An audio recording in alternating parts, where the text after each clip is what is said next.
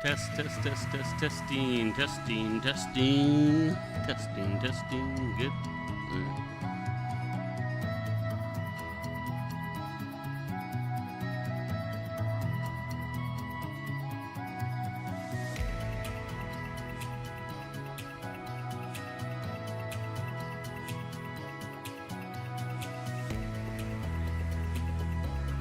Yeah? Okay, whoa.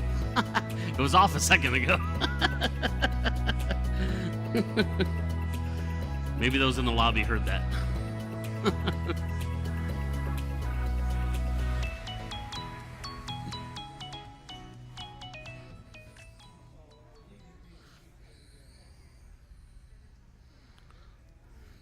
Welcome to those of you online. You're here on time. We have some stragglers in person. Finishing their dinner probably. We'll wait a couple minutes, but we have a lot to finish. Tonight's our last night in the class, in the series. So we've got a number of things to go through. So we won't wait too long. What's that? No, tonight's the last night. End of summer. Yeah, tonight's fun. Tonight's fun stories, but, well.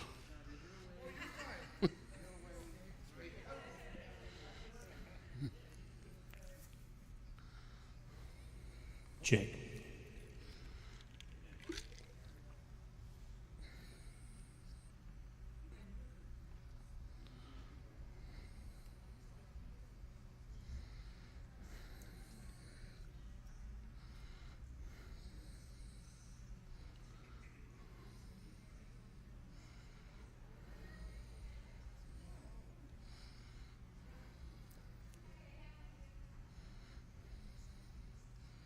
Jared, do you have it up there by any chance? No? Okay. Then I'm going to look at the reflection. I'm not glaring at you.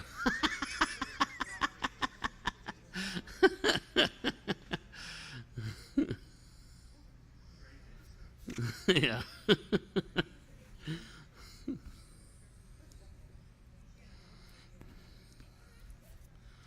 Well, again, welcome. Again, tonight is our sixth and final week together in this Joshua Judges Ruth series.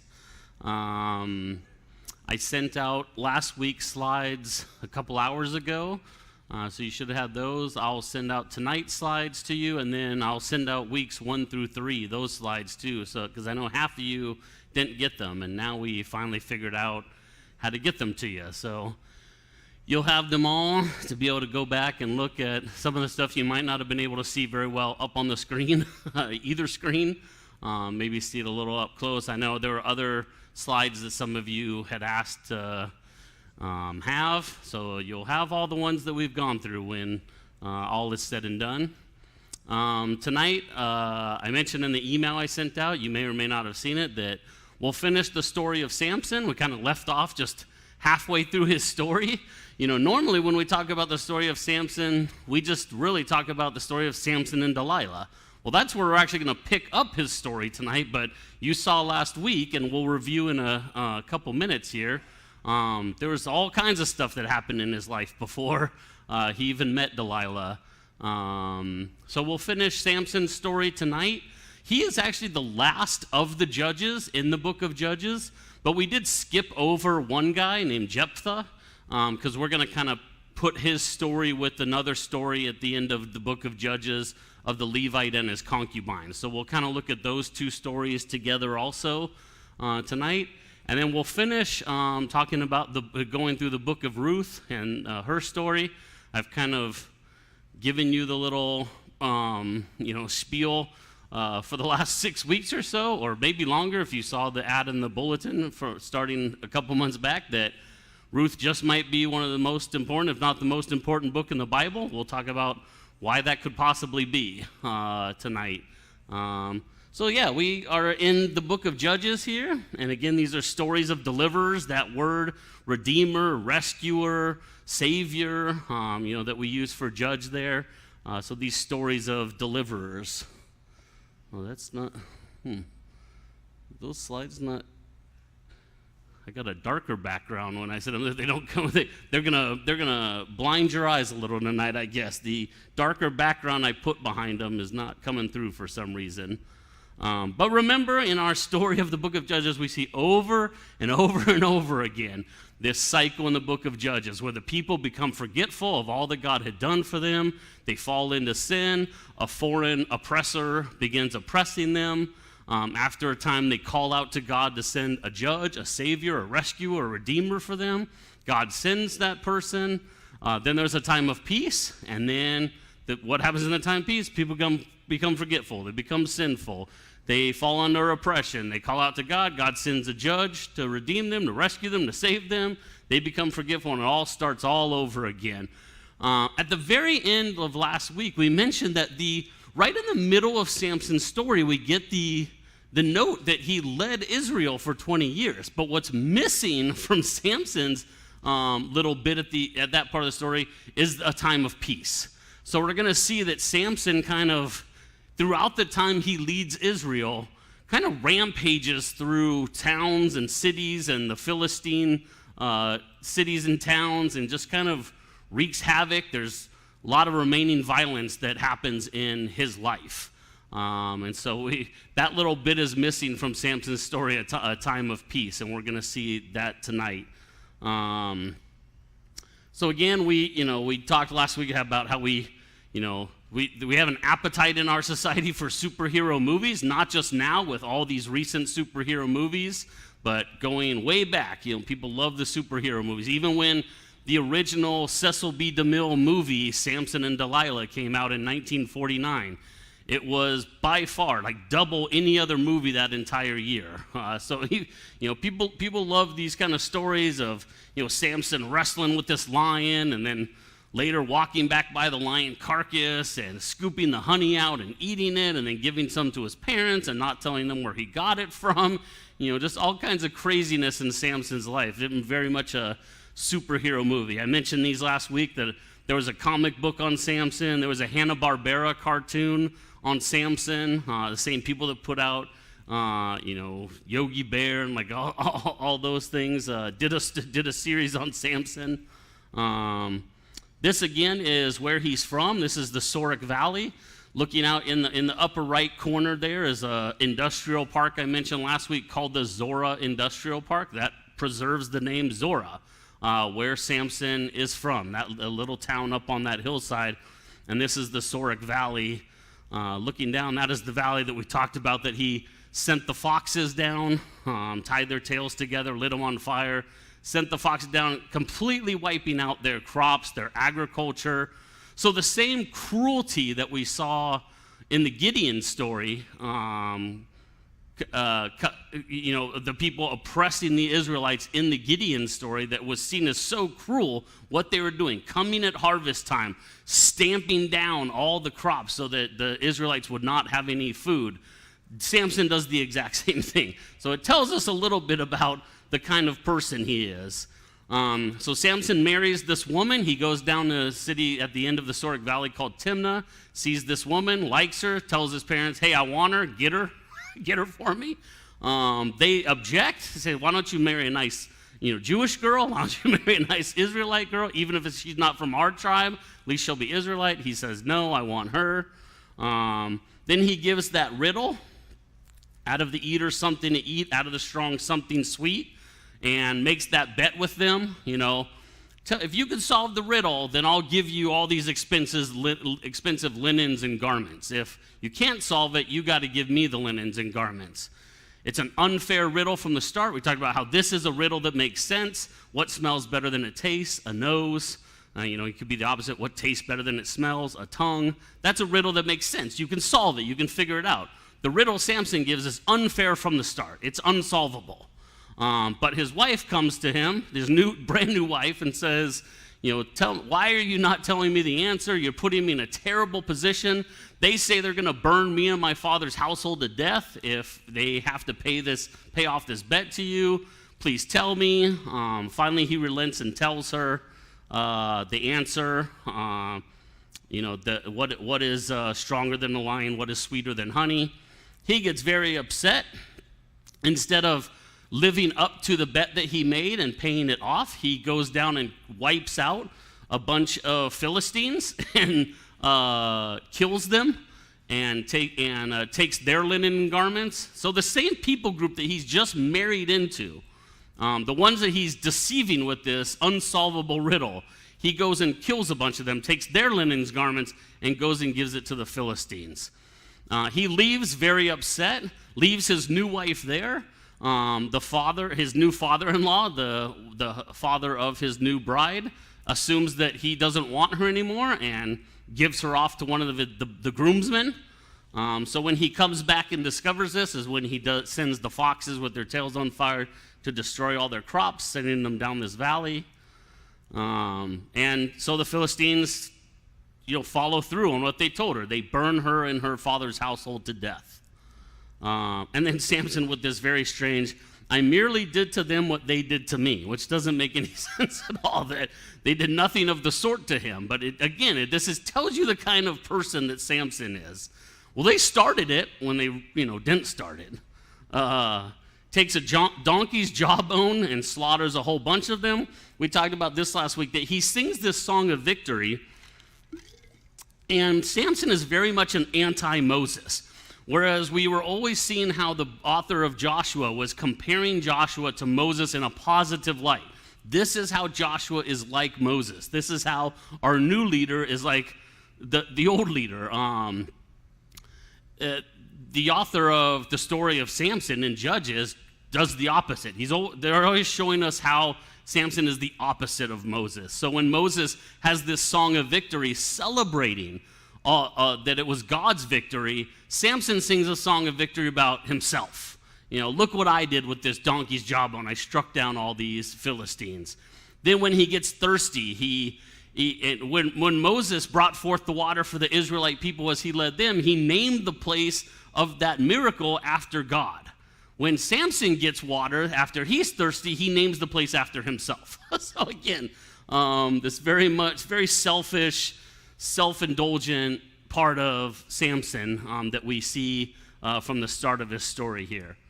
So we're going to pick up again with Samson and Delilah. Are there any questions or comments just on Samson so far, what we covered last week, or if you weren't here, what I just rushed you through? That we know of. We're never told of brothers and sisters. That was part of, I think, what was so unique about the vow that was required of him, because if they had other kids, it wouldn't have been such a sacrifice for his father Manoah and his mother. But yeah. Any other lingering questions or comments? What's that? Spoiled brat, yeah. I mentioned before that in our Pastor Jim, when he would talk about the story of Joseph, would always talk about Joseph as a spoiled brat in the book of Genesis. I think Samson is, we're going to get to it tonight, but I would go beyond the spoiled brat and say he's a pompous jerk. That's kind of what I would say about Samson. So here we go. In chapter 16, one day Samson went to Gaza where he saw a prostitute. He went in to spend the night with her. The people of Gaza were told, Samson is here. So they surrounded the place and lay in wait for him all night at the city gate. They made no move during the night, saying, at dawn we'll kill him. So this is not Delilah. I know the chapter heading says Samson and Delilah. And this is the beginning of that story. This prostitute is not Delilah. I think Delilah has often gotten intermeshed with the prostitute in this story, because we think of Delilah as a prostitute or some kind of loose, lascivious woman or something in the story. And we're not told anything like that about Delilah. This is a totally different one. But Samson lay there only until the middle of the night. Then he got up and took hold of the doors of the city gate together with the two posts and tore them loose, bar and all. He lifted them to his shoulders and carried them to the top of the hill that faces Hebron. So again, here we have another instance of the author showing us the differences between Samson and Moses. What does Moses do? He goes up on a hill meet with God, to bring down the 10 Commandments, the covenant, the start of the people of Israel as a nation. That's what Moses goes up on the hillside to do. So much so that the author of the Gospel of Matthew makes the comparison of Jesus with Moses by telling us that Jesus does what? Goes up on a mountainside to preach a sermon, the Sermon on the Mount. But what happens in the story of Samson? He goes up on a hillside, he goes up on a mount after he's ripped the city gates, the doors off. So very different reasoning or instances, circumstances that surround Samson going up on a hillside or a mountainside versus what Moses did.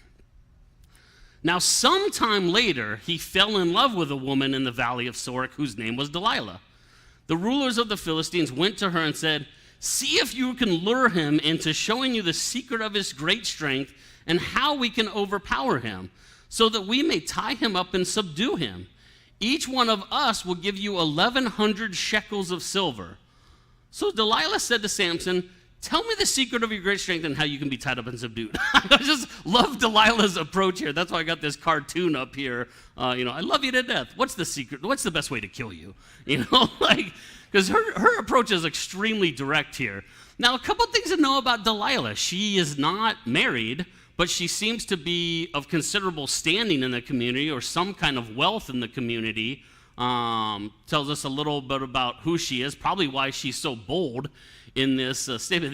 The 5 leaders here of the Philistines come to her, and they're like, "Hey, well, we want you to, go in secret, stealth, like a spy, go in there, butter them up, kind of like we saw in the story of Judith. She goes into the General Holofernes' tent, gets him to fall in love, gets him drunk on wine, kind of butters him up before she hacks his head off. But in this instance, Delilah just goes, they're like, "We need you to find out what the secret to his strength is."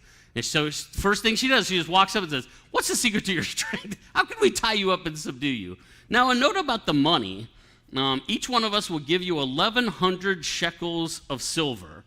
So each one of them, there's 5 of them, so 5,500 shekels of silver. This is, if you took about what let's say in our day and age, the median yearly annual income is like $25,000. It's probably above that now, but let's just use that as an example. This amount would equal, in their terms, $15 million. So to give you an idea of what they offered her, what shekels of silver equal to annual salary and stuff, to us would be somebody coming and saying, "We'll give you $15 million if you do this."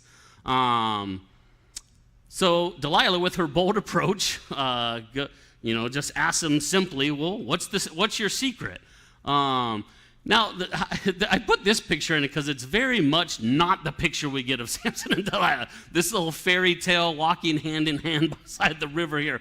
We're told nothing of how Delilah feels for Samson. Kind of like we were never told how his first wife felt about him. We only know how Samson feels about the women. He sees the Philistine woman, wants her as his wife, tells his parents to go get her. And then it tells us later he actually finds out he likes her, which is always a funny thing. Like, he's just going merely by his eyes. I see her, she's pretty, I like her, get her. Then he actually spent some time with her, and he's like, "Oh yeah, she actually is a nice person, I kind of like her."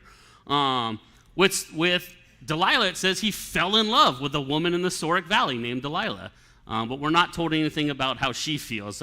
Probably not something like this, where they're walking hand in hand like a little fairy tale. Here's some more pictures. The Cecil B. DeMille, Samson and Delilah on the left there. Normally she's portrayed throughout history in some sort of provocative way here. You can see, and these are some of the more mild ones in art history here. But she's usually portrayed pretty provocatively.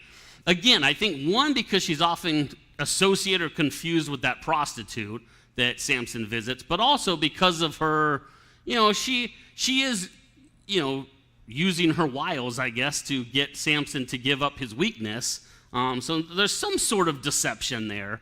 But again, this one's got the head of a lion, the carcass of the lion in the picture here.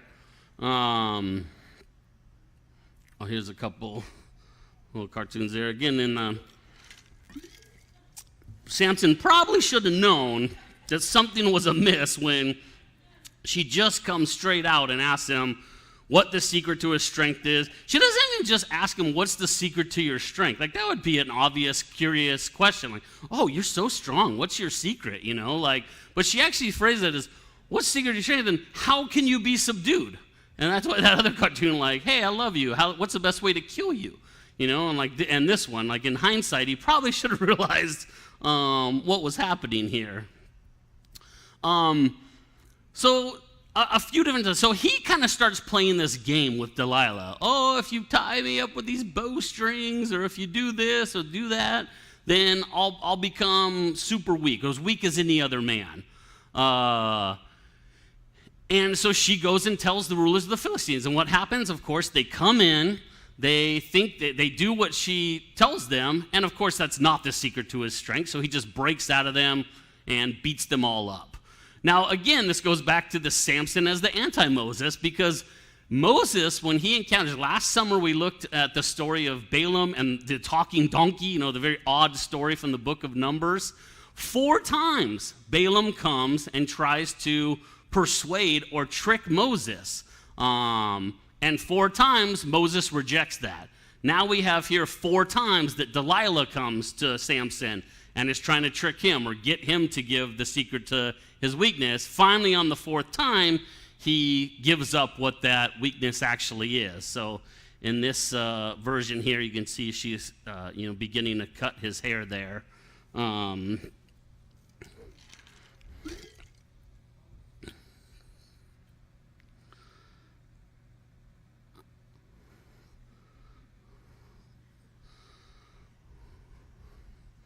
So when Delilah saw that he had told her everything, she sent word to the rulers of the Philistines, "Come back once more. He has told me everything." So the rulers of the Philistines returned with the silver in their hands. After putting him to sleep on her lap, she called for someone to shave off the 7 braids of his hair, and so began to subdue him, and his strength left him. Then she called, "Samson, the Philistines are upon you." Remember, this is the 4th time. He awoke from his sleep and thought, "I'll go out as before and shake myself free," but he did not know that the Lord had left him. Then the Philistines seized him, gouged out his eyes, and took him down to Gaza. Binding him with bronze shackles, they set him to grinding grain in the prison. But the hair on his head began to grow again after it had been shaved. So finally, according to Jewish tradition, Samson lost his eyesight because he had followed his eyes his entire life. Remember, he sees the pretty Philistine woman and just wants her. He falls in love with with Delilah just on eyesight. He goes around and just wreaks havoc in these towns. He follows his eyes throughout his life. And so in Jewish tradition, it's kind of this ironic twist, of course, that he loses his eyes. Now, again, this goes with the story of Moses.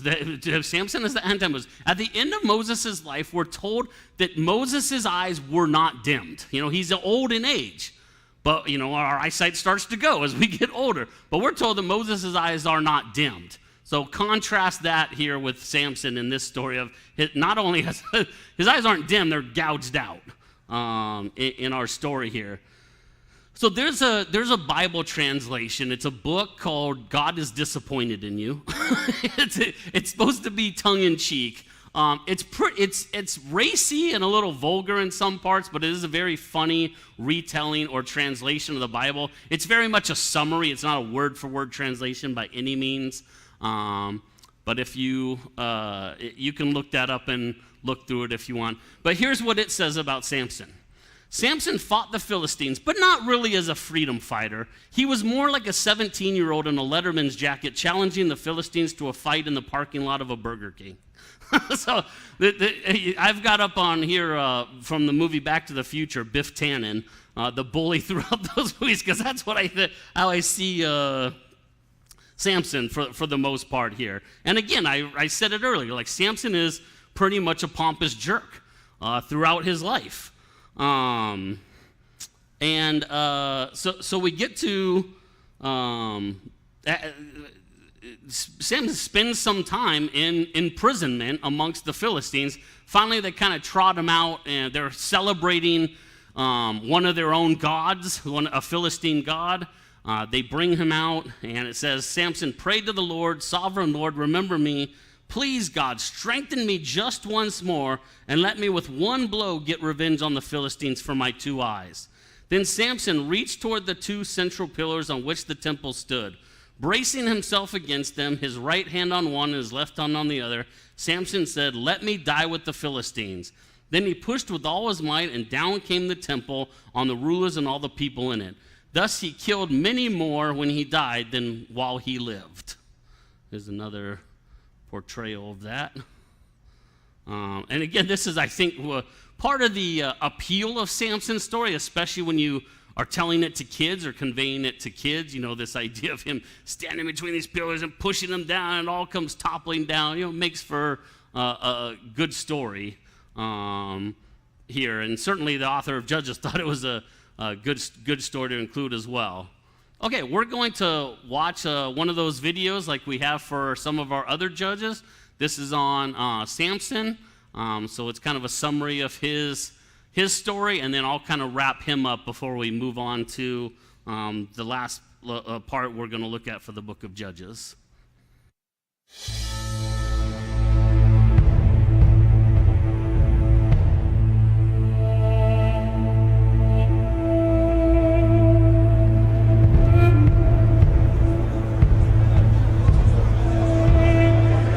Ladies and gentlemen, I present before you the mighty Samson, the strongest man in the world! A hero so beloved, his own people turned him in. He killed my He tied torches to my foxes. He's bad man. He burned my crops. He made a joke out of us for the last time. Well, Samson, who's laughing now?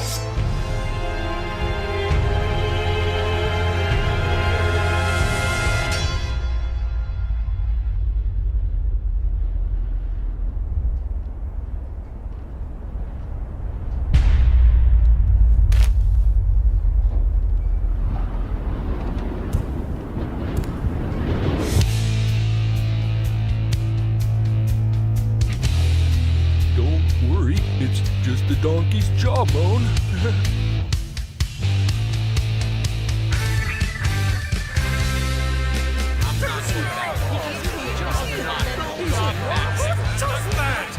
He's a monster! Did anyone else see the water? Quiet! Get a hold of yourselves. You all look pathetic. But sir, you don't understand. This man is Just a man. He's not a god. But God gave him strength, sir. God? What god? We have many gods.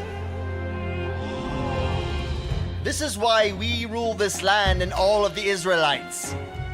You don't deserve to call yourself Philistines. I call myself Philistine. We shall destroy Samson, for we have Delilah.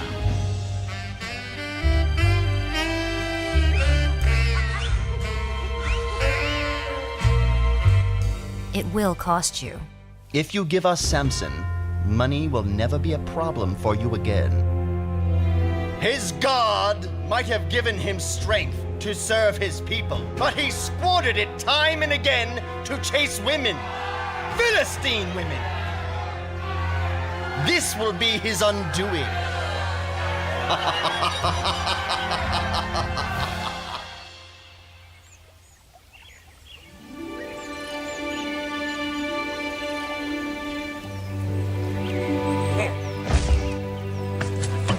I'm Samson. Delilah.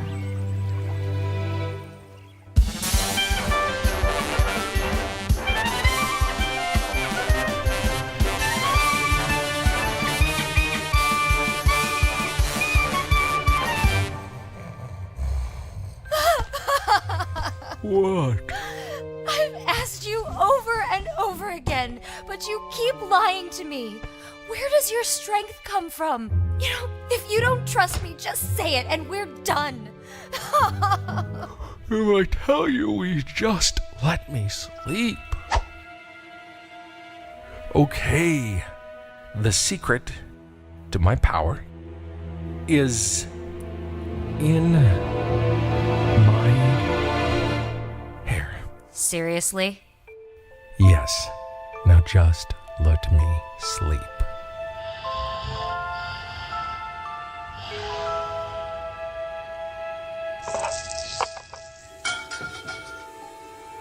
What is going on? It feels so weird. What?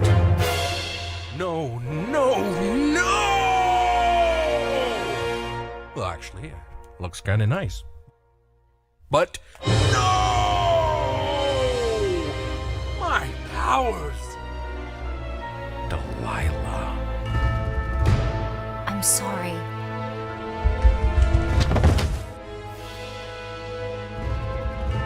Are you still mad about the whole fox thing?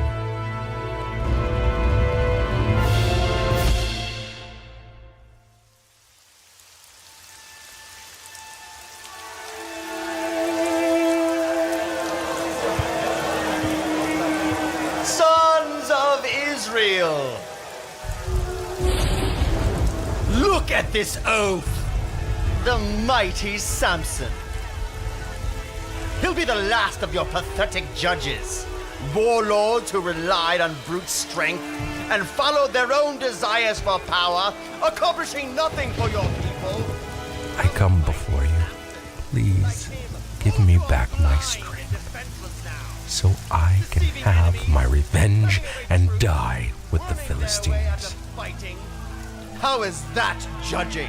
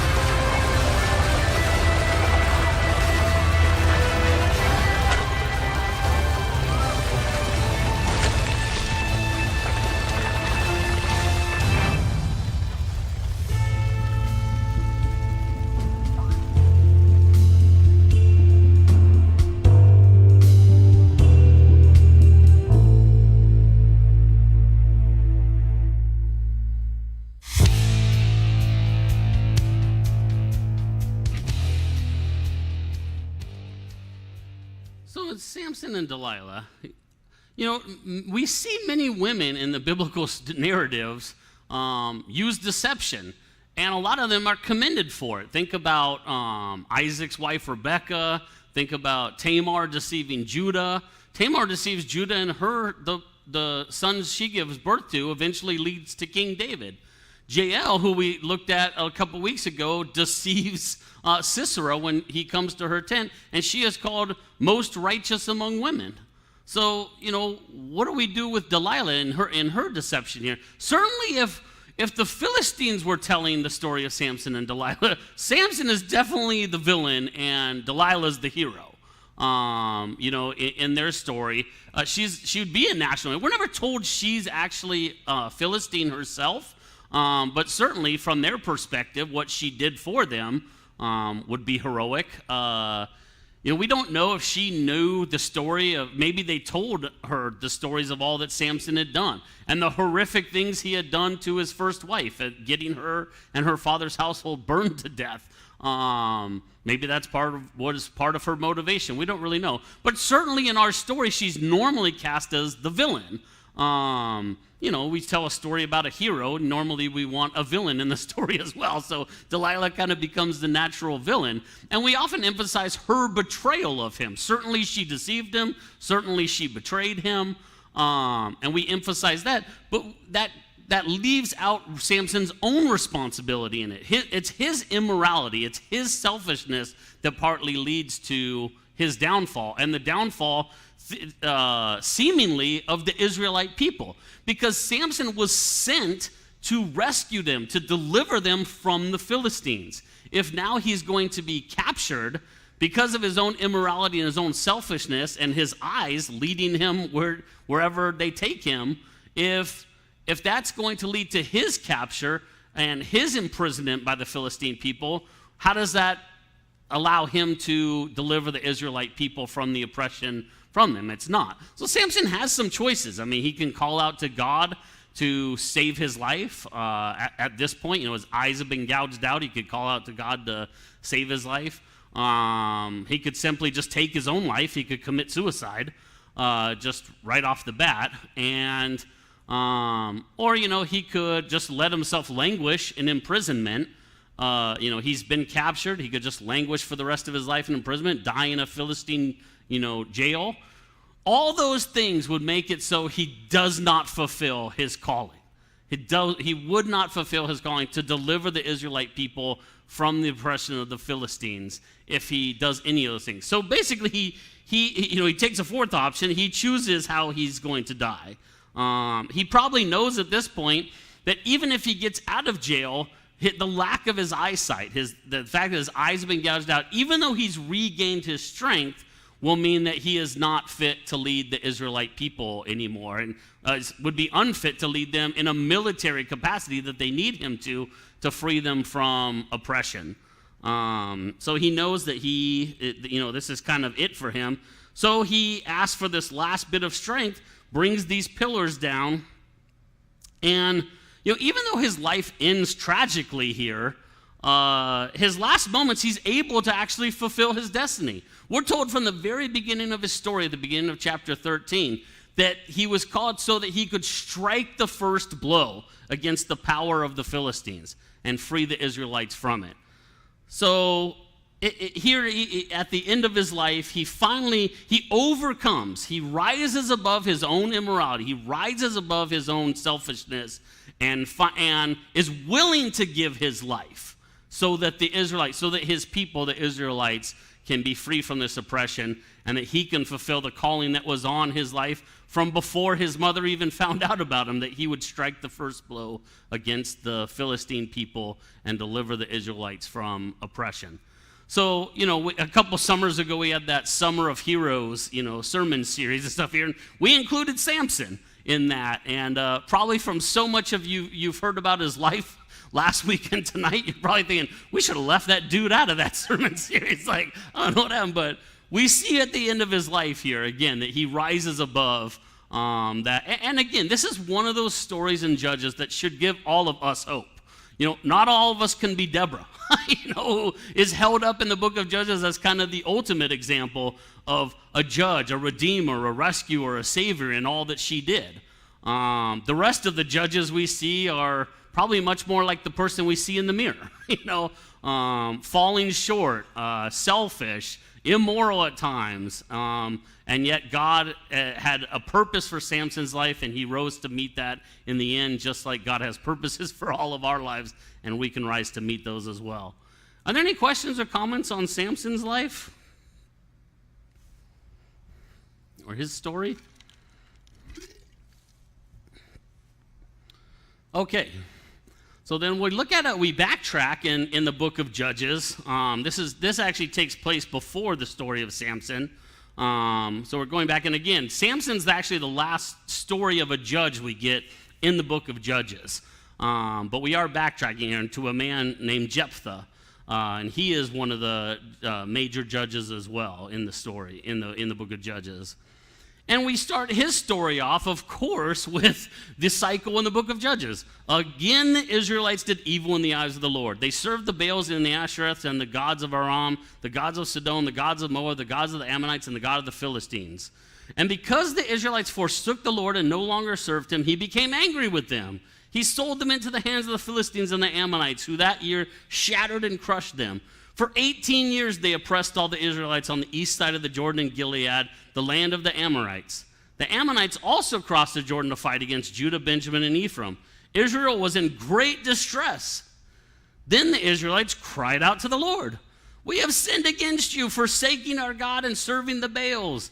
The Lord replied, when the Egyptians, the Amorites, the Philistines, the Sidonians, the Amalekites, and the Maonites oppressed you, and you cried to me for help, did I not save you from their hands? But you have forsaken me and served other gods, so I will no longer save you. Go and cry to the gods you have chosen. And that's a hearkening back, remember, of Joshua in Joshua 24:15. Choose for yourselves this day who you will serve, whether it's the God of the Ammonites in whose land you are now living, but as for me and my household, we will serve the Lord. So again, this is a reminder. Now go, you made the choice, God is saying to them. You chose. Go and cry out to the gods you chose. Let them save you when you are in trouble. But the Israelites said to the Lord, we have sinned. Do with us whatever you think best, but please rescue us now. Then they got rid of the foreign gods among them and served the Lord, and he could bear Israel's misery no longer. When the Ammonites were called to arms and camped in Gilead, the Israelites assembled and camped at Mizpah. The leaders of the people of Gilead said to each other, whoever will take the lead in attacking the Ammonites will be head over all who live in Gilead. Well, Jephthah the Gileadite was a mighty warrior. His father was Gilead. His mother was a prostitute. Gilead's wife also bore him sons, and when they were grown up, they drove Jephthah away. You are not going to get any inheritance from our family, they said, because you are the son of another woman. So Jephthah fled from his brothers and settled in the land of Tob, where a gang of scoundrels gathered around him and followed him. So this is not followed him in pursuit of him to beat him up. He's leading them. So here's this man. Again, we have broken saviors in the book of Judges. Here's another one, Jephthah. He's the son of a prostitute. His other siblings disregard him, tell him to leave the family. He goes out, he's wandering around. All of a sudden, he becomes the leader of this gang, this leader of this group of scoundrels. Sometime later, when the Ammonites were fighting against Israel, the elders of Gilead went to get Jephthah from the land of Tob. Come, they said, be our commander so we can fight the Ammonites. If you're looking around for somebody to help you out in defeat of a enemy, and they see Jephthah, the gang leader, he's probably a good candidate. They're like, hey, this guy's got experience. We need him to do that to our enemies. Jephthah said to them, didn't you hate me and drive me from my father's household? Why do you come to me now when you're in trouble? They said to him, nevertheless, we are turning to you now. Come with us to fight the Ammonites, and you will be head over all of us who live in Gilead. And Jephthah answered, suppose you take me back to fight the Ammonites, and the Lord gives them to me. Will I really be your head? Will I really be your leader? The elders replied, the Lord is our witness. We will certainly do as you say. So Jephthah went with the elders of Gilead, and the people made him head and commander over them, and he repeated all his words before the Lord in Mizpah. So we have Jephthah here. Again, he's led a raucous life probably so far. He's leading one now as this leader of this group of scoundrels. They come to him and say, you're just the guy for the job? If you do this for us, we'll make you our leader. We'll do whatever you say. And he's like, if I do it, you're really going to do that? And they say, as God is our witness, we'll do that. And so, of course, he agrees to this. What do you have against, he says to the Ammonite king, what do you have against me that you have attacked my country? And the king of the Ammonites answered Jephthah's messengers, when Israel came up out of Egypt, they took away my land from the Ammon to the Jabbok, all the way to the Jordan. Now give it back peacefully. We're going to skip over this next part, but basically there's a back and forth conversation here. The leader of this, the king of these people oppressing the Israelites that Jephthah is talking to, is saying, when you came into this land, basically under the leadership of Moses, when you came into the land, you took our land, now we want you just to give it back to us. And basically, Jephthah tells them all the reason that that's not true. Basically, that his version is wrong. His version of history is wrong. So we're going to look at the bottom of this one. Verse 27, he says to that king, I have not wronged you, but you are doing me wrong by waging war against me. Let the Lord, the judge, decide the dispute this day between the Israelites and the Ammonites. So in this story, there's a direct association of basically Jephthah saying, I'm not going to be the judge in this story. God is going to act as the rescuer and the savior, even though we consider Jephthah to be a judge, to be a rescuer and a deliverer. So the king paid no attention to that message, and the Spirit of the Lord came on Jephthah. He crossed Gilead and Manasseh, passed through Mizpah of Gilead, and from there he advanced against the Ammonites. And Jephthah made a vow to the Lord. Here's where his story goes awry. So far it's like so good. Like, hey, he's a raucous guy. He's lead this gang of scoundrels. He's probably not a great dude, probably a little immoral, probably a little selfish like Samson. But he's being called upon to rescue the people, and he agrees to it. He goes and has this back and forth with the king, says, you got your history all wrong. Here's why you're wrong. Here's why God is on our side. And then he makes this vow to the Lord. If you give the Ammonites into my hands, whatever or whomever comes out of the door of my house to meet me when I return in triumph from the Ammonites will be the Lord's, and I will sacrifice it as a burnt offering. So he makes that vow. Then Jephthah went over to fight the Ammonites, and the Lord gave them into his hands. He devastated 20 towns. Thus Israel subdued Ammon. So again, it's like, okay, so far so good. He's fulfilled his job as a judge, as a rescuer, as a redeemer, as a savior. When Jephthah returned to his home in Mizpah, who should come out to meet him but his daughter, dancing to the sound of timbrels? She was an only child. Except for her, he had neither son nor daughter. When he saw her, he tore his clothes and cried, "Oh no, my daughter, you have brought me down and I am devastated. I have made a vow to the Lord that I cannot break." So he makes it, we often refer to Jephthah's vow as a rash vow, a foolish vow. But basically he says to God, like, hey, if I am victorious in this battle against the Ammonites, then when I get home, whatever is the first thing to come out the front door, whoever's the first to come out the front door, I will sacrifice them as a burnt offering to you. So he gets home, of course, and the last person he expects to come out first is his daughter, but that's who comes out the front door. We have this hearkening back to Miriam, to Deborah, the song of victory, the timbrels, the tambourines, that we see in Miriam's song, that we see in Deborah's song. Here the daughter comes out with timbrels, with tambourines, and is dancing and kind of leading this song of victory for her father. But, of course, he is distraught. He is devastated because he knows that he made this vow to God. And he says, I can't break the vow. Your words then, at that day and age, your words, really matter. You weren't able to go back. We see that in the story of Isaac, when he gives the promise of blessing to Jacob instead of Esau. After, with Rebekah's help, Jacob tricks his father Isaac into it. And he basically says, I said the words, I can't take them back. And that's kind of what Jephthah's saying here. I spoke the words, I made this vow, and I cannot take it back. So it obviously would have been devastating for Jephthah here that his daughter is the one to come out the front door. But she asks him, let's skip that, let's see.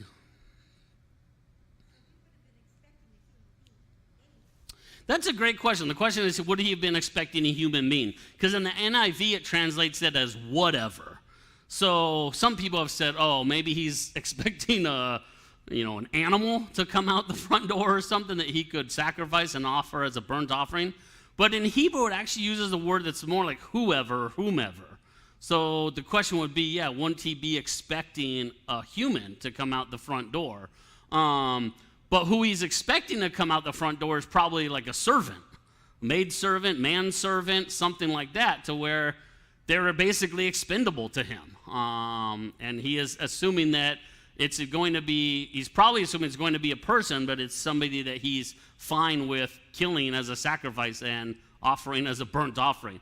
So again, we have a man, Jephthah, who is very, very flawed, very, very much a broken savior here. And notice when he says, when they come, here's some, the one on the left is a statue, but I like the one on the right there because it's an actual photo of a person. I always think those hit home for us a little harder. Like, this is a real person we're talking about here in this story, or at least representative of that.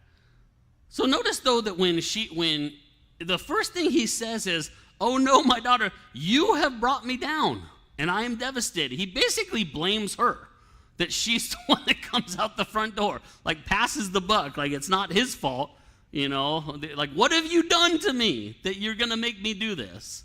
"My father," she replied, "you have given your word to the Lord. Do to me just as you promised, now that the Lord has avenged you of your enemies, the Ammonites.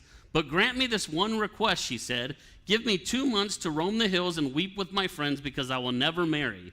"You may go," he said, and he let her go for 2 months. She and her friends went into the hills and wept because she could never marry, or would never marry. After the 2 months, she returned to her father, and he did to her as he had vowed, and she was a virgin. From this comes the Israelite tradition that each year the young women of Israel go out for 4 days to commemorate the daughter of Jephthah the Gileadite. So the point there towards the end of the story, she goes out here in the desert, spends 2 months, weeping basically that she'll never have children, that she is going to be offered as this sacrifice without ever having gotten married and having children. So it's obviously something to lament for her and her friends. What's interesting about the story, I think, is just like we see many times in the biblical story, it tells the stories about women. They use the thing that's at their disposal, sometimes the only thing that's at their disposal. We see, I mentioned Rebecca, how she uses basically trickery, deception to fulfill God's plan, to have the story of the Israelite people go through Jacob and not go through Esau. When the story of Jael that we looked at a couple weeks ago, what did she use? The only thing at her disposal she had as a weapon that she knew how to use, a tent peg and a hammer that she drove through the head or the temple or the mouth of Sisera. She used the only thing she could. In this story, we have the friends are using the only thing they have, and that is tears, and that is words, that they weep and they remember her. And that should give us, in a story that's sort of horrific, or definitely horrific, we should pause to recognize what the friends are doing, that in this story, she is going to be remembered. So in such a rash, careless vow that Jephthah makes, the opposite takes place with the friends, that they are the ones who are going to remember her, to the point that we're talking about her to this day. It is their tears and their words then that keep her alive. Even though she is going to be killed, they're the ones that are going to keep her alive. And it's a horrific thing. This, for those of you, if any of you watch Game of Thrones, on the picture on the right is a scene of child sacrifice. That the man on the right there sacrifices his daughter, burns her at the stake because he thinks that's going to lead to a military victory. And it is a horrific scene. It is the kind of scene when you're watching the show for the first time, sorry to spoil it for you that they go through with it, but when you're watching it for the first time, you're kind of assuming something's going to happen, that this daughter is going to be rescued. Somebody's going to come in, the mother is going to stop it, the father is going to finally say, "No, don't do this," but nope, they go through with it. And it's horrific to see that in a modern day show to this day. And that's sort of what we see in this story. There is a thought or belief that she is not ultimately killed. That what happens is she is dedicated to temple service for the rest of her life. And so she still doesn't ever know a man, get married, have children, and she is dedicated to service in the tabernacle, in the temple, and that is the sacrifice that Jephthah makes, because she is an only child that he gives her to there. That would fit with, later in the book of Samuel, Jephthah's commended as a good man. In the book of Hebrews, in chapter 11, when it's by faith so-and-so, by faith so-and-so, talking about all these heroes of faith in the Bible, at the end it says, the writer of the book, the letter of Hebrews says, I don't even have time to talk about Jephthah and Samson and David. And he names Jephthah as one of the people he doesn't have time to talk about as somebody who should be commended. So how can we rectify that later with them commending Jephthah if he ultimately went through with the burnt offering, offering her as a sacrifice. But it's a little, and even though that's, if you ever hear somebody, you probably don't hear too many sermons or people talking about this story in general, but if you do or you read it and you hear that version, do not assume that they're wrong. That is a legitimate reading of the Bible. It is allowed or possible within the reading. But it is a little disingenuous. That the more likely thing is that it says that what happened is exactly what the text says happened. He did as he had promised. And what did he promise? To offer the whatever came out of his front door as a sacrifice, as a burnt offering. So certainly we would think that he would go through with it. And we get this sort of, in that picture, we get this devastating turnabout from the binding of Isaac. You know, in the story of Abraham and Isaac, when Abraham binds Isaac, puts him on the altar to offer him as a sacrifice, and at the last moment he stopped. He stopped and said, no, here's this ram. Use the ram instead, offer the ram as a sacrifice instead of Isaac. We don't get that in this story. Nobody stops Jephthah from going through with his vow and offering his daughter as a burnt offering, as a sacrifice. And I think for the author, that's to show us just how depart from God the Israelites are at this point. The book of Judges just is filled with the separation of the Israelite people from their God. You know, they're worshiping other gods and goddesses. In Jephthah's story here, what does God say to them? You chose these other gods and goddesses, so I'm not going to help you anymore. They're like, no. Do with us what you want later, but rescue us now. And they get rid of the foreign gods and goddesses in their midst so that God would be on their side. So the book of Judges is filled with this separation. You know, that's part of the cycle. They become forgetful. They become sinful. They're oppressed. They cry out to God. God sends a rescuer. There's a time of peace, and the cycle begins again as they become forgetful. But there's a separation there between the people and God. And the fact that we don't have any inkling of anybody stopping this sacrifice from going through shows us just how depraved the Israelite people were in the time of Judges. Any questions or comments on Jephthah and his daughter?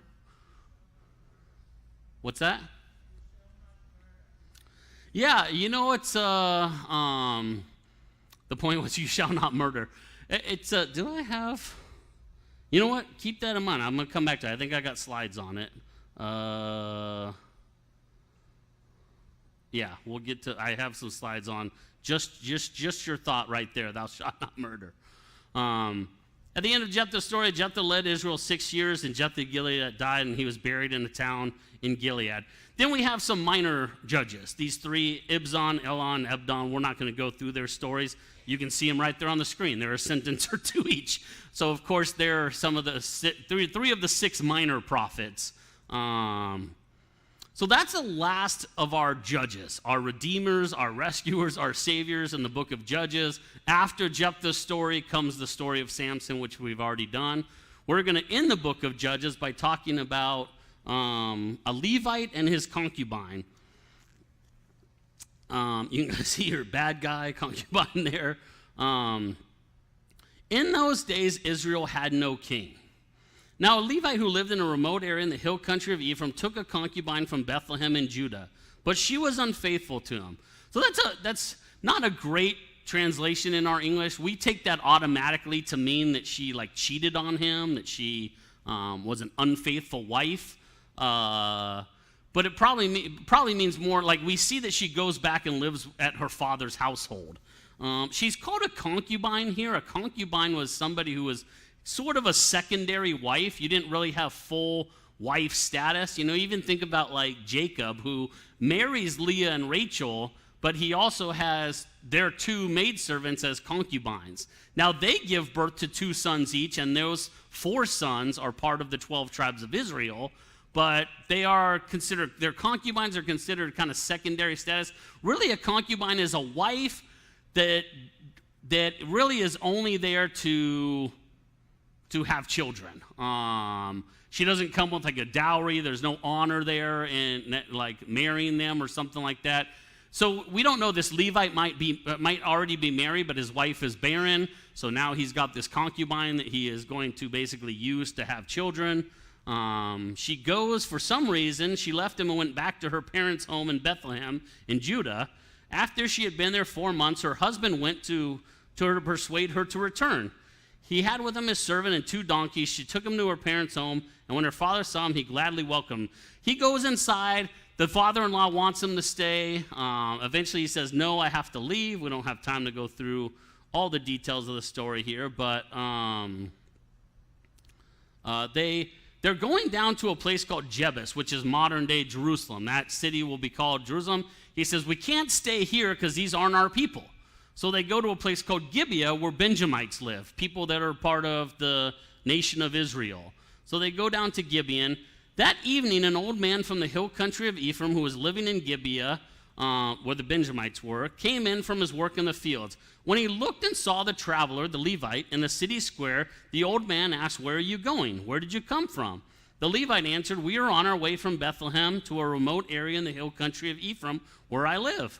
I have been to Bethlehem in Judah, and now I am going to the house of the Lord. No one has taken me in for the night. We have both straw and fodder for our donkeys and bread and wine for ourselves, your servants. Me, the woman, and the young man with us. We don't need anything. Well, that old man says, you're welcome at my house, and let me supply whatever you need. Only don't spend the night in the square. So he took him into his house and fed his donkeys. After they had washed their feet, they had something to eat and drink. So this old man sees him, sitting out in the city square, says, what are you doing here? And the Levite tells him, like, no one will take us into their house. And he says, come into mine. He offers kind of a modest gift. In that day and age, you didn't want to overpromise and underdeliver, so they kind of do the opposite. You underpromise, and then when you get somebody to your house and discover how much food you have to give to them, you give it. So he washes his feet as well.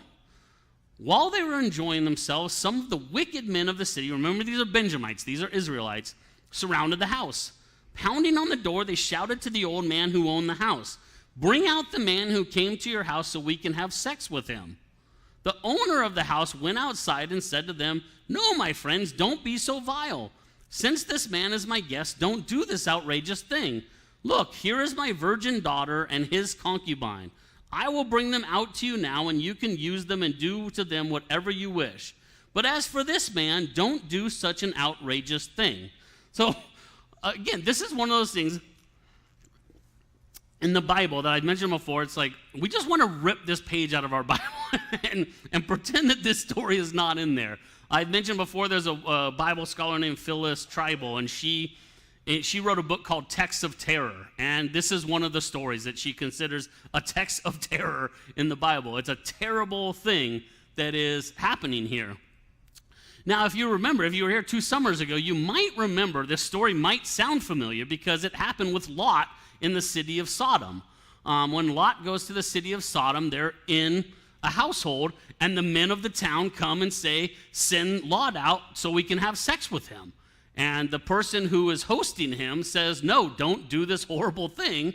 Here's my 2 daughters. Do with them whatever you want. Now, in that case, the messengers of God, the angels of God, stop it from happening. Not so much in this case, unfortunately. The men would not listen to him. The man took his concubine and sent her outside to them, and they raped her and abused her throughout the night. And at dawn, they let her go. At daybreak, the woman went back to the house where her master was staying, fell down at the door, and lay there until daylight. When her master got up in the morning and opened the door of the house and stepped out to continue on his way, there lay his concubine, fallen in the doorway of the house with her hands on the threshold. He said to her, get up, let's go. But there was no answer. Then the man put her on his donkey and set out for home. A man who's in that household, his wife has all the rights that he does, has all the rights of protection in that host's house as the husband would. But because the man doesn't consider her a wife and only a secondary wife or concubine, he just lets them take her. So again, a horrific picture of who this Levite is and what he's doing here. And even more so, I mean, it's bad enough. I mean, it's horrific enough. It's terrible enough what he's done there by just sending out this woman to be raped and sexually assaulted throughout the entire night. But in the morning, he's almost surprised to find her there. They let her go. The men of the town let her go. She crawls her way, I'm sure, back to this household, hoping that that her husband, her master, will take her with him in the morning and take care of her and let her heal. She gets to the door, and he, opens the door, is almost surprised she's there, and he's like, "Oh, you're here. Hey, get up, let's go. We'll head home." Incredibly cold. It's happening here that she's at the doorway here of the household, looking for his protection that he didn't offer her the night before, but is hoping for now. When he reached home, remember, he puts her on a donkey. When he reached home, he took a knife and cut up his concubine, limb by limb, into 12 parts and sent them into the areas of Israel. Everyone who saw it was saying to one another, "Such a thing has never been seen or done, not since the day the Israelites came up out of Egypt.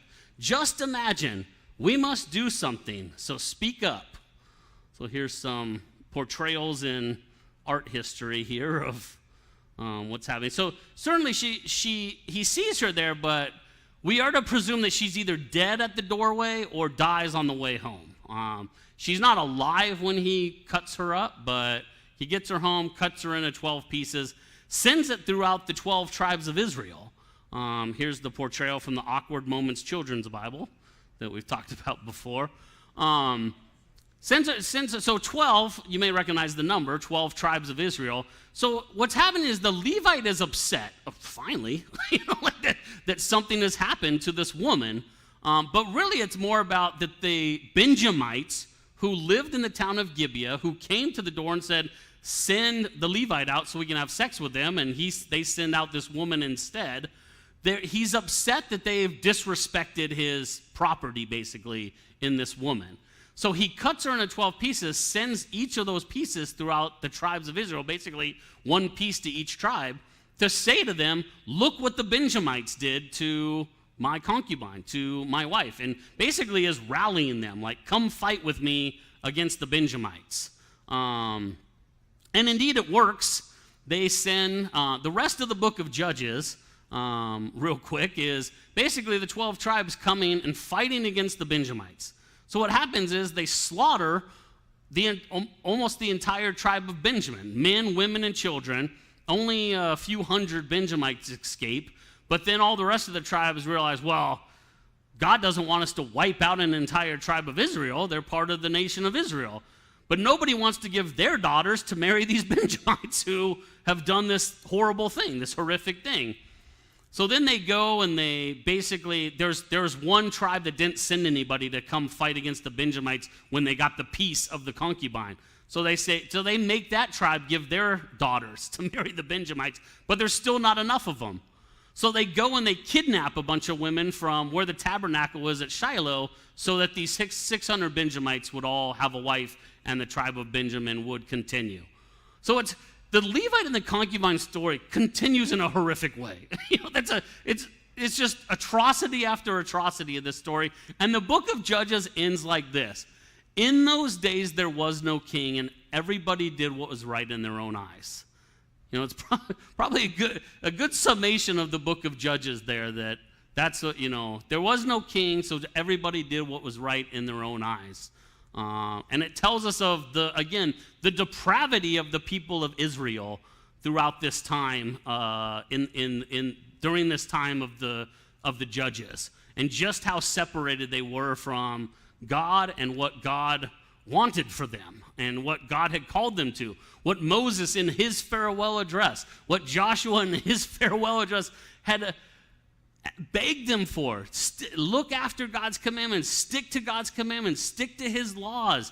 Don't worship foreign gods and goddesses. Don't intermarry with these foreign people in this land.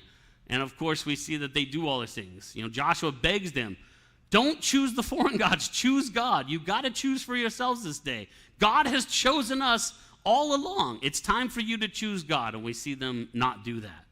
And in these days, there was no king, and everybody did what was right in their own eyes. Again, I think a lot of us can relate to that. How many times have we spent, or periods of our lives or decisions in our own lives, doing what we think is right as opposed to what God would think is right? So I see there's so much hope, I think, in the book of Judges for us, that God sticks with the people. Even when he comes out and tells the people right before in the story of Jephthah, I'm not going to rescue you anymore. You made the choice. You chose the foreign gods and goddesses. I'm not going to rescue you anymore. And they're just like, no, this one more time, save us. Do with us what you want later, but rescue us now. And God does it.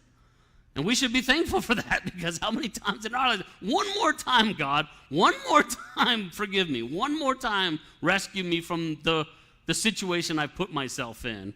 And we can have faith that God will do that. Getting back to the thou shalt not murder, I had this up last summer that we see in the stories, the books that serve as the history of the nation of Israel.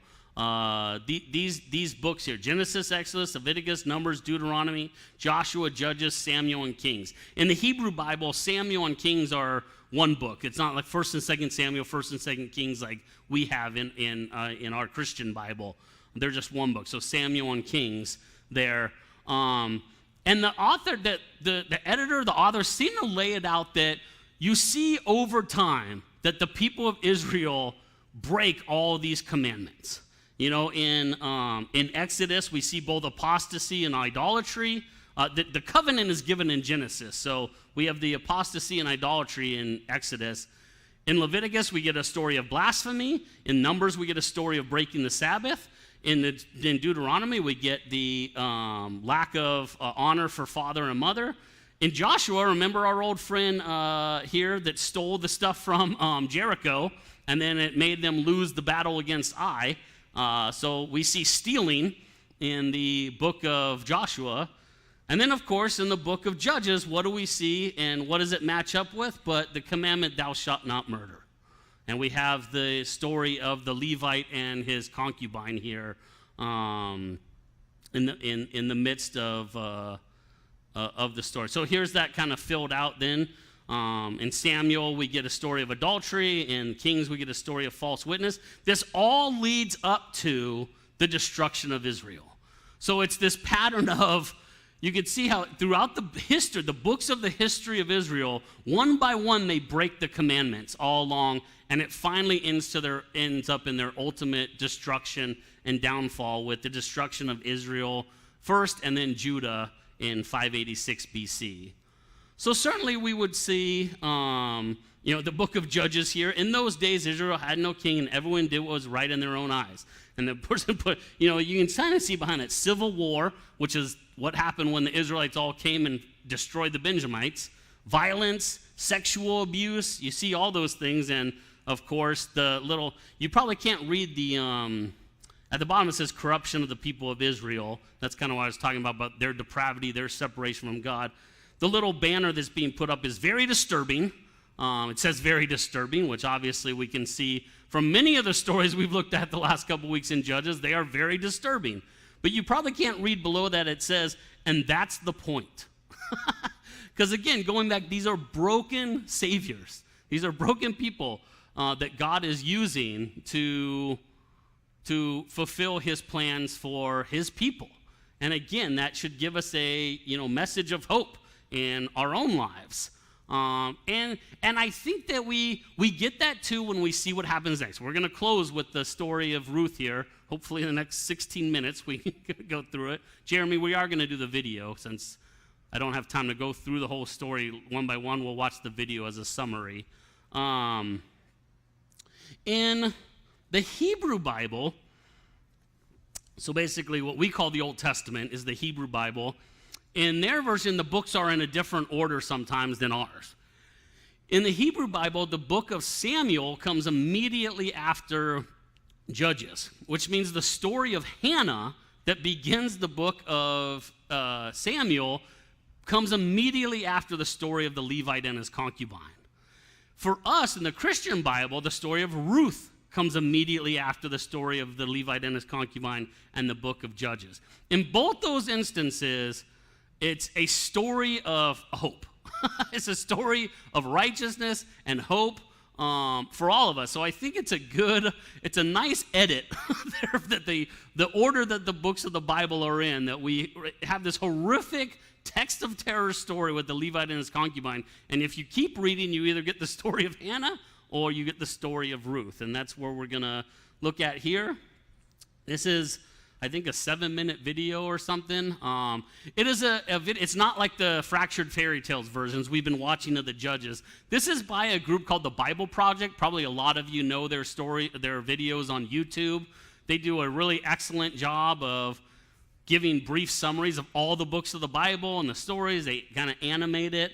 So we'll watch this just as a summary of the story of Ruth, and then I'll finish off by talking about the application. Why is this story so important, and why might it be the most important book in the Bible? The Book of Ruth. It's a brilliant work of theological art, and it invites us to reflect on the question of how God is involved in the day-to-day joys and hardships of our lives.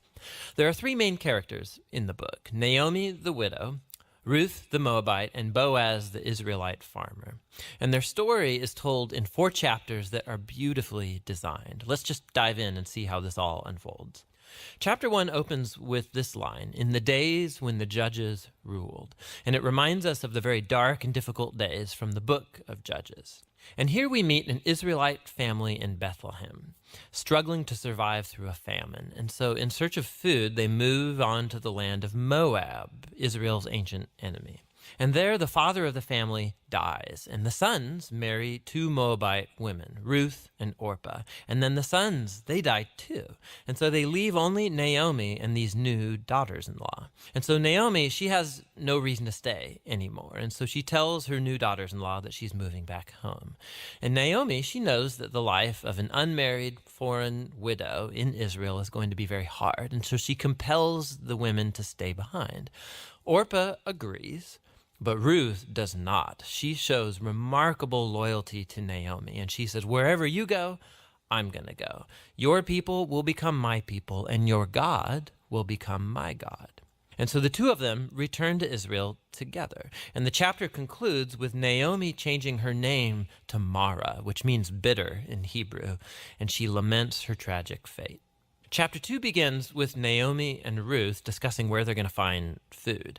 And it just so happens to be the beginning of the barley harvest. And so Ruth goes out to look for food, and it just so happens that she ends up picking grain in the field of a man named Boaz, who just so happens to be Naomi's relative. We're told that Boaz is a man of noble character, and he notices Ruth. And so after finding out more about her story, he shows remarkable generosity to her. He makes these special provisions so that the immigrant Ruth can gather grain in his field. And in doing so, Boaz is actually obeying an explicit command of the Torah to show generosity to the immigrant and the poor. Boaz is so impressed by Ruth's loyalty to Naomi. He prays for her, that God will reward her for her boldness. So Ruth comes home that day, and Naomi finds out that she met Boaz, and she is thrilled. She says Boaz is their family redeemer. Now, this family redeemer thing, this was a cultural practice in Israel where if a man in the family died and he left behind a wife or children or land, it was the family redeemer's responsibility to marry that widow, to take up the land and protect that family. So Naomi, she begins to hope that perhaps there might still be a future for her family. Chapter 3 begins with Naomi and Ruth making a plan to get Boaz to notice their situation. So Ruth is going to stop wearing clothes of a grieving widow, and she's going to show signs that she's available to be married. And so Ruth goes to meet Boaz on the farm that night. And as she approaches, Boaz wakes up and he's totally startled. And Ruth makes her intentions very clear. She asks if Boaz will redeem Naomi's family and marry her. Boaz is once again amazed by Ruth's loyalty to Naomi and her family, and he calls Ruth a woman of noble character. It's the same term used to describe the woman of Proverbs 31. So Boaz tells Ruth to wait until the next day, and he will redeem both Ruth and Naomi legally before the town elders. And so the chapter ends with Ruth returning to Naomi, and they marvel together at all of these recent events. In chapter 4, it all comes together. It turns out, at the last minute, Boaz discovers there is a family member who's closer to Naomi than he is, and he's actually eligible before him to redeem the family. But at the last second, this family member finds out that he's going to have to marry Ruth, the Moabite, and so he declines. But Boaz, remember, he knows Ruth's true character, and so he acquires the family property of Naomi, and he marries Ruth. And so just at the beginning, how Ruth was loyal to Naomi's family, so now Boaz is loyal to Naomi's family as well. The story concludes with a reversal of all of the tragedies from chapter 1. So the death of the husband and the sons is reversed as Ruth is married again and gives birth to a new son, granting joy to Naomi. And this symmetry between the opening and the closing, it's even more remarkable. So remember, the opening tragedy was followed by a great act of loyalty on the part of Ruth.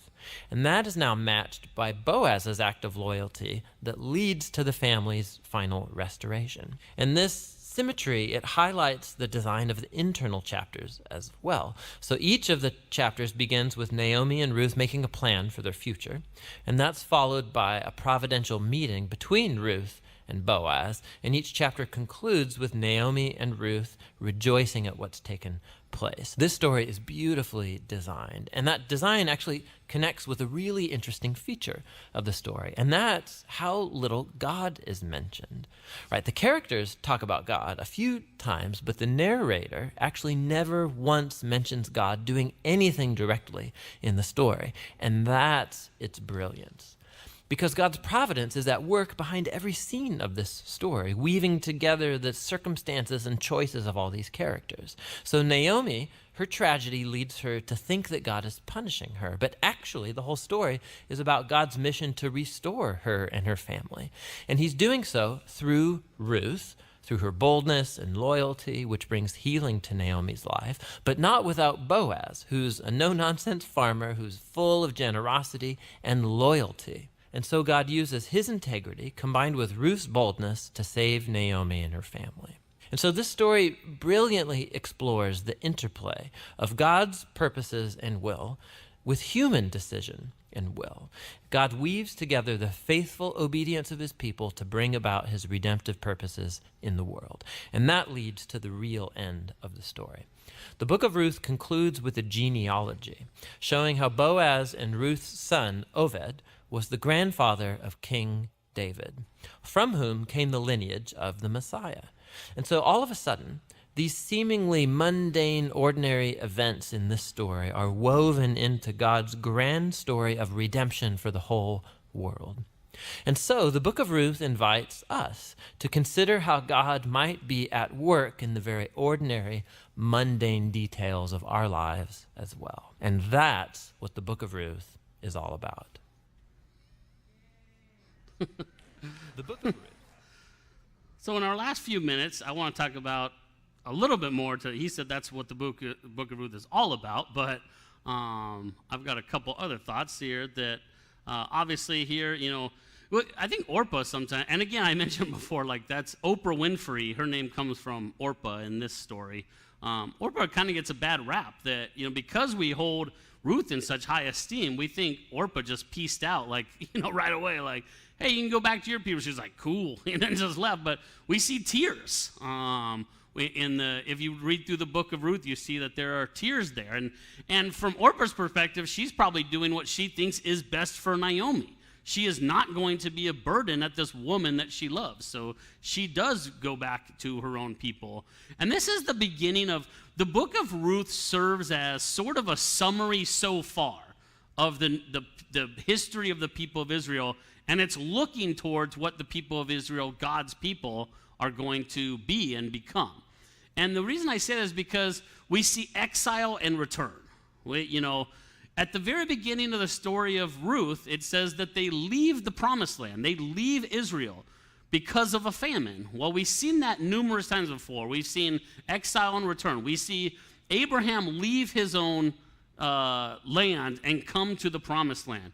There's a famine in the promised land, and he leaves and goes to Egypt and then returns to the promised land later.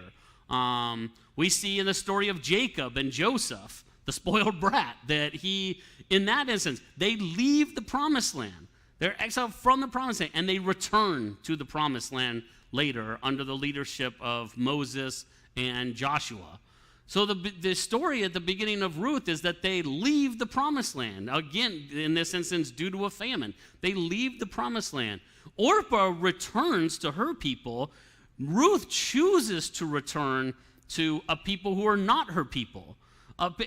This was a great risk. It's a beautiful line that, where you go, I will go. Where you stay, I will stay. Where you live, I will live. Where, your people will be my people. Your God will be my God. It's a beautiful thing that Ruth says, but we forget just how risky that was. That she is going to a land that basically the people are filled with people who hate her. She is a Moabite. She is an enemy of the people of Israel. So this is a huge risk for her to return to this land that is not her own land. But she chooses to do that. And again, hopefully you're making the connection already that this should give us hope. Most of us here probably are Gentiles. We are not Jewish by birth. But the promises that God made to the Jewish people, to the people of Israel, are made to us as well.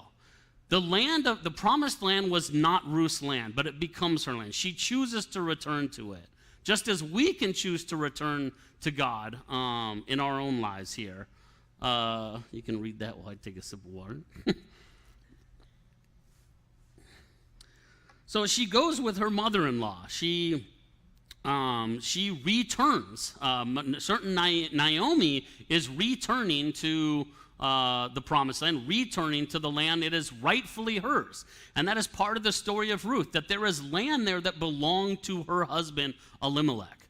Now that was incredibly important for the 12 tribes of Israel. The reason that marrying and intermarrying was such a point of contention for the Israelite people was because you did not want any family to lose their inheritance. For them, if you were an heir of the people of God, if you were an heir of the nation of Israel, you had an inheritance. What was your inheritance? Land. And you didn't want any family to lose that land.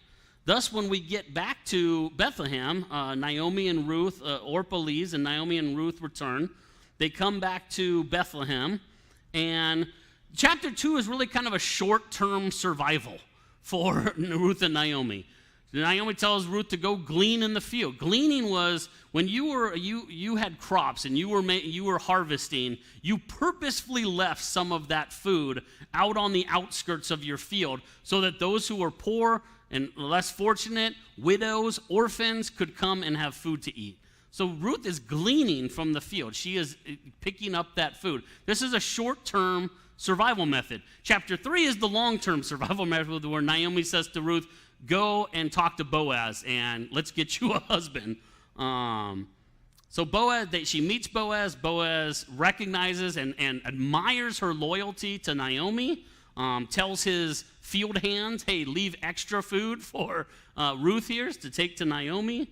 We get this story of her coming at night to the threshing floor, uncovering his feet, asking him to use his garment to cover her. That's his sign of like betrothal. Of like the plan to get married.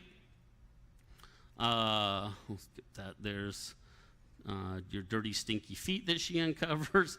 You probably, if you look at that later and understand. He goes to the elders of the town at the city gate and tells them of this plan. I'm going to marry Ruth, but so-and-so over here has first rights. And the reason that's important, again, is because you are going to inherit the land of Elimelech, the land of Naomi's husband. So basically Boaz had to say he's got first rights to marry Ruth and have this land. And the man says, no, he's not able to do it. Maybe he's just unwilling to do it. This is, again, a Moabite. So maybe he doesn't want to do it. But he says, no, Boaz, you can go ahead and marry her. And so they get married.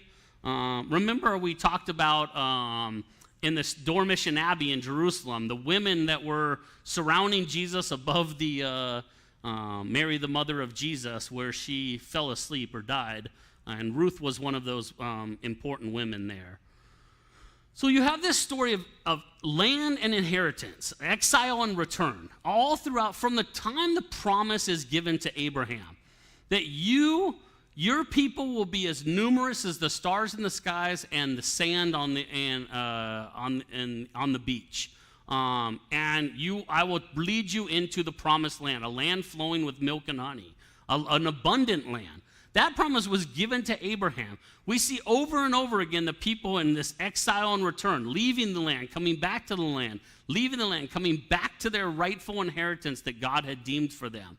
And so in the book of Ruth, that all comes to a head. It all comes here that, again, we have them leave the land and now return to the land. And what's the issue when they return to the land? The land itself, the inheritance. And so Ruth, by marrying Boaz now, becomes an heir of all that God has promised his people. I have this painting up. You can look at it closer when I send you the slides. But the artist does an awesome job here of setting the stage of what the book of Ruth is about. You see in the foreground, you can probably make out that Ruth is kneeling at the feet of Boaz. But behind them, the land is green, the land is abundant. There are men and women working the land. In the far background, you can see clouds as if rain has just come or is on its way. Again, that land flowing with milk and honey, an abundant land, this land that God has promised to his people, that they have left and returned to, left and returned to, left and returned to. And in the far back on the right, you see buildings, as if like there's this aspect of, we know there's a future in this land. The buildings will be built. Towns will be built. Remember, at this time, there's no big cities. All the tribes in the time of Judges live in just their own little pieces of land. There's no big cities like there's going to be when Saul and David and Solomon come along and build Jerusalem, build Beit Shan. They build up these huge cities. And there's this anticipation that that's going to happen in this painting here. That the story, and how does that all come about? How does the promises of God to his people come about? Because of the loyalty of Ruth and the loyalty of Boaz. And the two of them, now this would be a touching story if it was simply about a family, like one family unit. That would be a touching story. At this time in Israel's history, they are living as families. They are all spread out amongst the tribes. They are living as a family. They are about to enter the time under Saul and David and Solomon where they become a nation. And how does that happen? Because the loyalty of Ruth and the loyalty of Boaz. So in the story of Ruth, we have it all coming to a head, that everything that the story of God's people has been about up until this point, we see in the story of Ruth. The direction that we want the story of God's people to head is seen in the story of Ruth. And we see that at the very end, the video made reference to it. In the genealogy it gives us about Ruth and Boaz. The women said to Naomi, "Praise be to the Lord who has this day not left you without a guardian redeemer. May he become famous throughout Israel. He will renew your life and sustain you in your old age. For your daughter-in-law who loves you and who is better to you than 7 sons has given him birth." So 7 sons. Like if you had a son in that day, that was your security, especially if you're somebody like Naomi. If you lost husband and sons, you had no security. You were left to glean from the fields. And so the fact that these women say, Ruth is better to you than 7 sons. And again, the 7 is significant because it's a sign of completion, perfection. We see it in the days of creation on the 7th day. So that's significant that she's better than 7 sons for you. And the women also said to them, "May the Lord make the woman who is coming into your home," that's Ruth, "like Rachel and Leah, who together built up the family of Israel. May you have standing in Ephrath and be famous in Bethlehem. Through the offspring the Lord gives you by this young woman, may your family be like that of Perez, whom Tamar bore to Judah."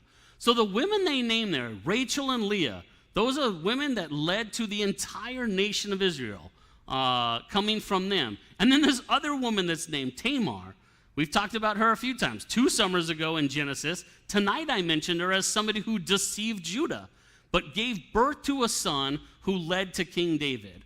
And Tamar here is part of who they come in. May Ruth be like Rachel and Leah. The whole nation of Israel is going to come from this woman now, Ruth, just like it came from Rachel and Leah. And may she be blessed like Tamar, who did what she needed to do to make sure God's promises were fulfilled to his people by deceiving Judah and then giving birth to Perez. And then they end with the genealogy. This then is the family line of Perez, who was the son of Tamar.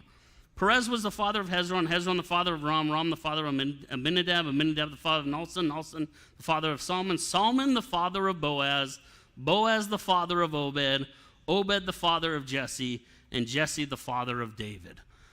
So in this story, we have just these two seemingly, a man and a woman who are loyal to the people of God and loyal to each other, and that would be enough in and of itself. But no, it leads to the whole nation of Israel being blessed, which again leads to the world being blessed, all the nations of the world being blessed. And that is the original covenant God made with Abraham.